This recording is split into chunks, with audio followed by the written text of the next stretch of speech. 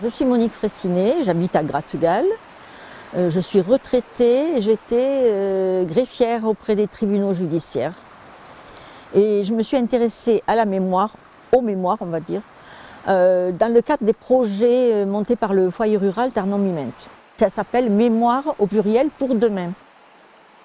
Les projets aboutis, c'est les livres sur les champignons faits par Sophie Lemonnier, qui est ethnobotaniste, et le mien, mon livre que j'ai fait sur les écoles primaires rurales en Lozère de 1830 à 1960. Les premiers projets étaient sur le territoire plutôt Cévennes, Tarnon-Mimenta, et maintenant on se déplace sur le territoire à partir d'Ispagnac, Quézac, les Gorges du Tarn et les Cosses. Maintenant, je suis passée complètement à autre chose, mais ce n'est pas le fruit d'un pur hasard en fait. Parce que je fais partie d'un atelier d'écriture. Et à un moment, il y a 4 ou 5 ans aussi, notre animatrice d'atelier d'écriture, Marlène Sauvage, nous demande d'écrire sur un fait divers. Et j'ai chez moi, qui m'a été offert par les archives départementales, le recueil des actes judiciaires, des documents judiciaires. Et donc on s'est servi de ce document-là, de cette Bible-là, pour choisir notre thème. Alors c'était du style, on ouvre la page, on pointe le stylo, bon moi je vais écrire sur ça, toi tu vas écrire sur ça. Et moi je suis tombée sur Victoire Delran, qui est née en 1827 à Laval du Tarn et qui a été poursuivie par la cour d'assises de la Lozère en 1858, fin 1858, pour disparition d'enfants. Un jour, je faisais des recherches pour mon livre sur les écoles. J'étais aux archives amandes. Et je me suis dit, mais quand même, je vais demander le dossier de Victoire Delran, voir s'il est aux archives. Inutile de vous dire que ce jour-là, je n'ai rien cherché sur l'école. J'ai ouvert le dossier de Victoire, je l'ai lu. Il y a des moments où les larmes me sont montées aux yeux.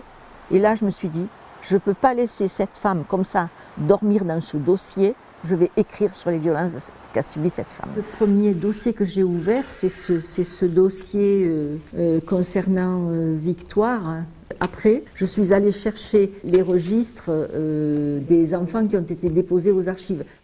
Pourquoi je ne la trouve pas là? J'ai retracé la vie de cette femme, on va dire de sa naissance jusqu'à son mariage, en passant par l'étape prison. La seule chose qui me manque pour l'instant, c'est où elle est décédée, je ne sais pas. Je trouve ces renseignements concernant les enfants qui ont été déposés dans le registre des pupilles.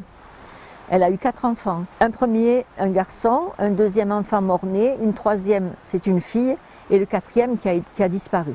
Et elle a abandonné son premier garçon et sa fille, son troisième enfant, qu'elle a déposé aux hospices de Mende. C'était une femme très pauvre, donc je pense que le fait de les avoir abandonnés, c'est les avoir fait vivre.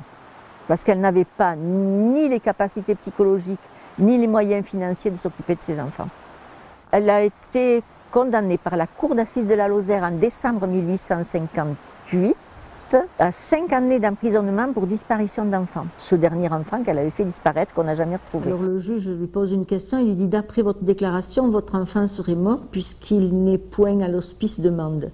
Veuillez nous faire connaître où se trouve le cadavre de cet enfant. » Et elle répond « Je persiste à affirmer que je déposais mon enfant devant le portail de l'hospice de Mende pendant la nuit du 7 au 8 octobre, que cet enfant était vivant lorsque je le déposais. » Et ce que je disais, c'est qu'en fait, elle sait comment on fait puisqu'elle a déposé ses 2 précédents enfants.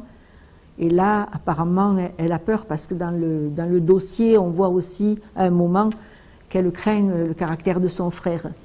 Donc voilà, c'est compliqué un peu pour elle. Elle ment, je pense, parce qu'elle a peur. J'affirme que j'étais seule lorsque je fis mes couches, que je me trouvais dans notre écurie, que mon enfant vint au monde pendant la nuit du 6 au 7 octobre courant. Son voisin qui a entendu des cris ne s'est même pas dérangé pour savoir ce qui se passait dans le hangar. Et puis la façon dont elle raconte comment elle va aux hospices de Mende la nuit en prenant cet enfant qu'elle fait téter quand même au sein. Je parle de ça avec Claude Espinasse, Et Claude Espinasse me dit, mais moi je sais où elle est la maison de Victoire. J'ai même des photos de l'intérieur. J'ai décidé de passer même une semaine à Laval-du-Tarn pour m'imprégner vraiment des lieux, pour essayer d'écrire au plus près, si on peut encore écrire au plus près 200 ans après, mais au plus près de la vie dans ce village. Merci à vous d'être venu jusqu'à nous. C'est très intéressant de voir qu'encore il y a des personnes qui s'intéressent à l'histoire et d'autant plus à notre village. Donc je vous ai découvert en quelque part quand vous m'avez appelé dernièrement pour m'apprendre cette histoire, que vous allez en reparler sûrement. Moi, mes connaissances sont quand même moindres étant donné que tout ce que je sais du passé de Laval-du-Tarn, je l'ai appris par mes parents, par mes grands-parents ou par mes oncles et tantes. On a la chance d'avoir sur notre commune M. Henri Jacques, qui s'est attardé là-dessus, qui a beaucoup travaillé et qui a eu des ancêtres qui ont été maires de la commune et qui avait journellement marqué tout ce qui se faisait sur le village à partir des années 1800 grosso modo et puis jusqu'à 1900. Et de là on peut en tirer quelques informations qui sont très instructives. La plupart des gens qui vivaient justement dans les villages de campagne, et notamment à Laval-du-Tarn, c'était des journaliers qui venaient soit bergers, soit ouvriers maçons, ou soit, le mot est un peu fort peut-être, mais c'était un peu des serviteurs de ceux qui possédaient les terres. Au niveau des archives, nous avons quelques vieilles matrices. Nous pouvons remonter jusqu'à peu près aux années 1800.